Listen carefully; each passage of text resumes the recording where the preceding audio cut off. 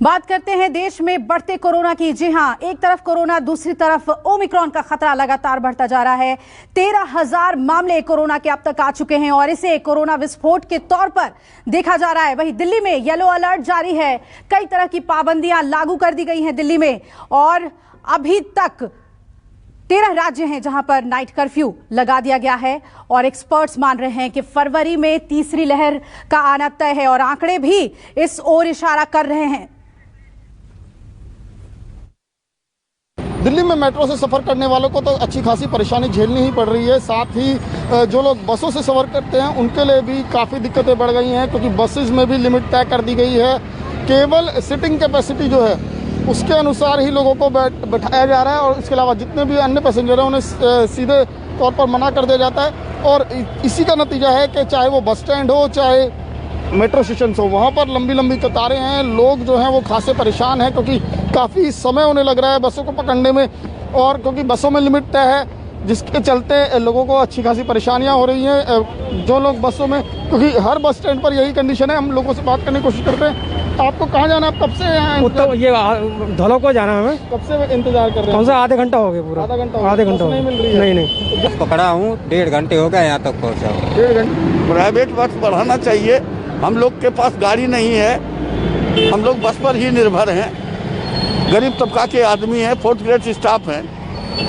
10 minute late होते हैं, हाजिरी काट देता है।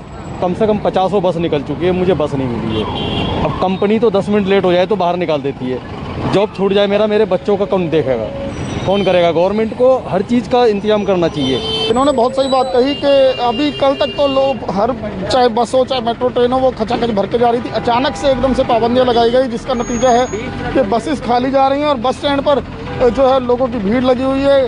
कोई 1 घंटे से इंतज़ार कर रहा है, कोई उससे ज़्यादा समय से इंतज़ार कर रहा है। और सबसे बड़ी दिक्कत है कि सभी को अपने अपने रोजगार पर जाना, अपने काम पर जाना है, लेकिन इनके पास चारा कोई नहीं है, केवल इंतज़ार करने के। सरकार ने पाबंदियां तो लगा दी, लेकिन उसके लिए इंतज़ाम नहीं किए कि आखिर लोग जो है इन परेशानियों से कैसे बचें और कैसे निकले। कैमरामैन प्रहलाद सिंह के साथ विमल कौशिक, न्यूज़ 24 दिल्ली।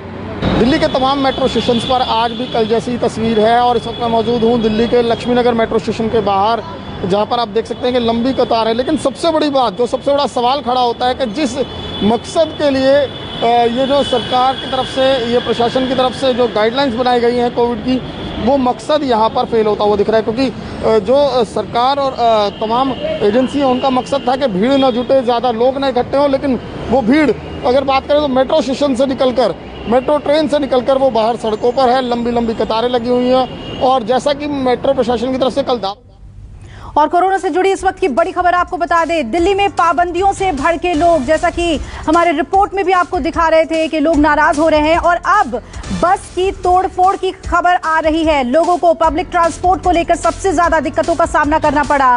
पाबंदियां लगा दी गई हैं, कम से कम लोग बस में सवार हो रहे हैं और इसकी वजह से जो डेली कम्यूटर्स हैं उनको बहुत दिक्कतों का सामना करना पड़ रहा है और आज उनका गुस्सा भी फूट पड़ा है। ये देखिए तस्वीर आपको दिखा रहे हैं। इस बस पर दिल्ली के लोगों ने हमला किया और बताया जा रहा है कि तोड़फोड़ की गई है इस बस में। जो पाबंदियां लगाई गई हैं उसकी वजह से लोग भड़क गए हैं और नाराज लोगों ने बस में तोड़फोड़ की कि आखिर उन्हें बस में क्यों नहीं चढ़ने दिया जा रहा। लोग लगातार ये सवाल उठा रहे हैं कि पाबंदियां लगाने से पहले सरकार ने विकल्प क्या दिए, तैयारियां क्या की।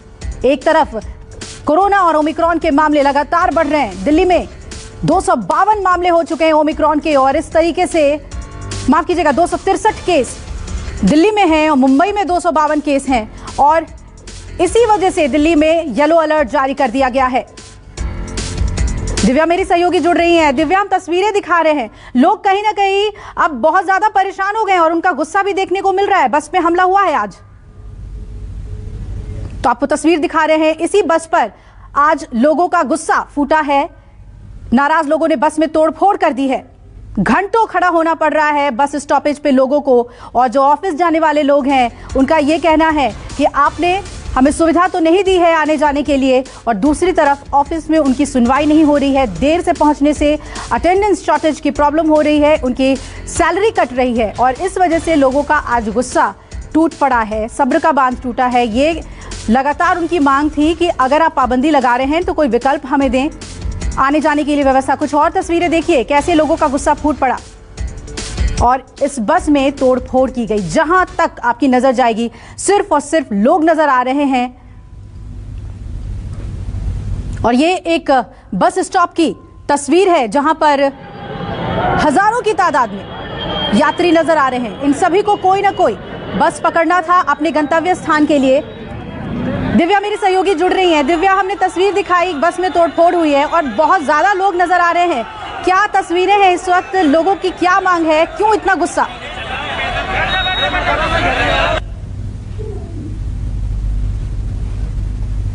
बिल्कुल जनता को मार रही है। ये दिल्ली की तस्वीर आप देख रहे हैं जहां लोगों के सब्र का बांध टूट गया। घंटों खड़े रहने के बाद भी जब कम्यूट करने का रास्ता नहीं मिला, कोई बस की सवारी नहीं मिली, तो लोगों का गुस्सा देखने को मिला है। दिव्या जुड़ गई हैं। दिव्या, ऐसा क्या हुआ जो बस पे तोड़फोड़ की लोगों ने?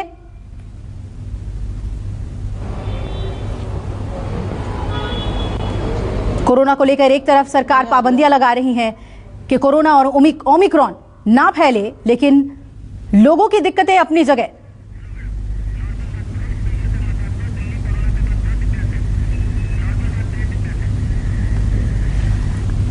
और दिव्या मेरी सहयोगी जुड़ गई हैं। अभी क्या हालात हैं दिव्या? कोरोना को लेकर लोगों को दिक्कतें भी हो रही हैं, लेकिन पाबंदियां भी सरकार की ओर से लगाई जा रही हैं।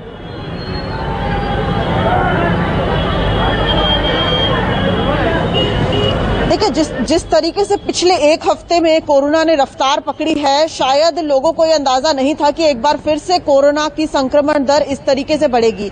और येलो अलर्ट लगाया गया, तमाम पाबंदियां लगाई गई, रात से ही लागू किया गया। इस वक्त मैं आपको एक तस्वीर दिखाऊं, कनॉट प्लेस में मौजूद हूं और यहाँ पर अब लोग जो हैं वो पाबंदियों का पालन करने लगे हैं। आप देखिए कनॉट प्लेस की एक तस्वीर। हालांकि लोगों का गुस्सा होना लाजमी है। जब हम कल मार्केट एरिया में गए थे तो वहां पर भी जो व्यापारी थे वो गुस्सा हो रहे थे और जो खरीदार थे वो भी काफी गुस्से में थे, क्योंकि उनको ये लगता है कि उनकी जो आजीविका है वो छिनती जा रही है। ऑड इवन के आधार पर यहाँ पर दुकानें खुली हुई हैं, यानी एक दुकान बंद होगी तो दूसरी दुकान खुलेगी।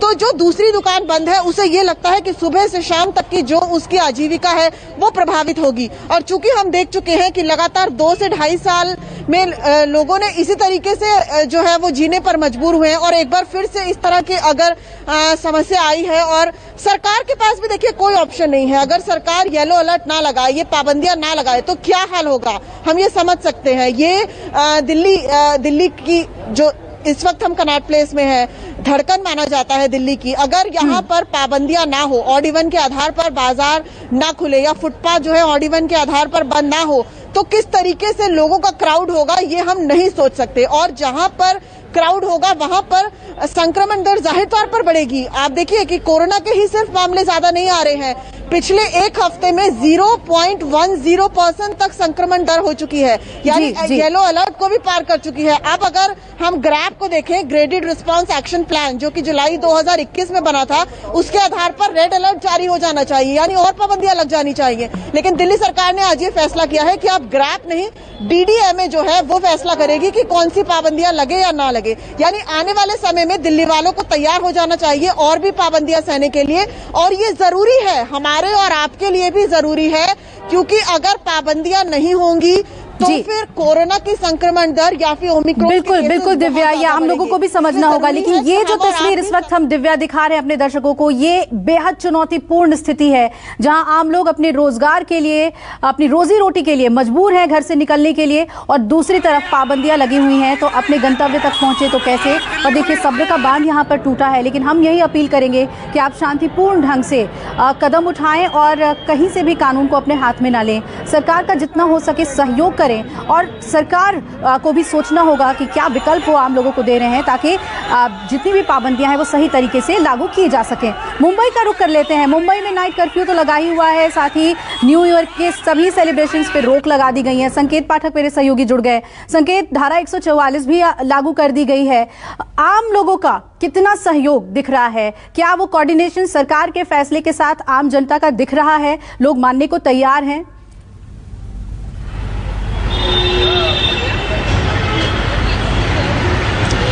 हाँ, देखिए आपको बताऊं कि मुंबई में पाबंदियां धीरे धीरे बढ़ाई जा रही हैं। नाइट कर्फ्यू पहले से लागू है और अब धारा 144 7 जनवरी तक लागू कर दी गई है, लेकिन जो लोग हैं वो कहीं ना कहीं आपको बहुत सारे ऐसे दिख जाएंगे जो कि बिना मास्क के भी घूम रहे हैं। और कई लोग मार्केट में जब हम घूम रहे हैं तो वहां देख रहे हैं कि बहुत सारे लोग लापरवाही भी बरत रहे हैं। अगर मैं आपको तस्वीर दिखाऊं कि यहाँ पर हालांकि बहुत सारे लोग खाना खाने के लिए भी आते हैं, वो लोग मास्क नहीं लगाए, लेकिन कई लोग ऐसे भी हैं जो आमतौर पर यहाँ से निकलते हैं या खरीदारी करने के लिए आते हैं तो उनके चेहरों पर भी मास्क नहीं होता है। और यही वजह है कि धीरे धीरे पाबंदियां बढ़ाई जा रही हैं। आपको बताऊं कि 3:30 बजे महाराष्ट्र के मुख्यमंत्री उद्धव ठाकरे भी टास्क फोर्स के साथ एक बैठक करने वाले हैं और हो सकता है कि दिल्ली की तर्ज पर और पाबंदियां मुंबई में बढ़ाई जाए। हालांकि धारा 144 लागू कर दी गई है। साथ ही साथ आपको बताऊं कि नए साल की जितनी भी पार्टियां हैं उन सभी को भी रद्द कर दिया गया है। किसी भी तरीके का जश्न मुंबई शहर के अंदर नहीं मनाया जाएगा। इस तरीके के आदेश बीएमसी की तरफ से दिए गए हैं और पुलिस लगातार गश्त लगा रही है, प्रशासन चुस्त है, लेकिन अब जरूरत है कि लोग सहयोग करें, लोग मास्क पहने, सोशल डिस्टेंसिंग रखें, तभी जाकर जिस तरीके से आंकड़े बढ़ रहे हैं उनमें कमी आ सकती है। जी बिल्कुल। और संकेत, अगर हम पब्लिक ट्रांसपोर्टेशन की बात करें तो लाइफलाइन, वहाँ के लोकल ट्रेन और बेस्ट की बसें, इनका क्या हाल है? क्या वहाँ पर बेतहाशा भीड़ देखने को मिल रही है या यहाँ पर भी कदम उठाए जा रहे हैं भीड़ को कम करने के लिए? चलिए संकेत, आपका शुक्रिया। मुंबई से हमें अपडेट देने के लिए, दिव्या, दिल्ली के हालात से रूबरू कराने के लिए आपका भी शुक्रिया। नमस्कार, मैं हूं मानक गुप्ता। अगर आपको हमारा ये वीडियो पसंद आया हो तो इसे लाइक और शेयर जरूर करें और हाँ, हमें सब्सक्राइब और फॉलो करना ना भूलें ताकि आप देश और दुनिया की कोई खबर मिस ना करें। तो जुड़े रहिए हमारे साथ और देखते रहिए न्यूज़ 24।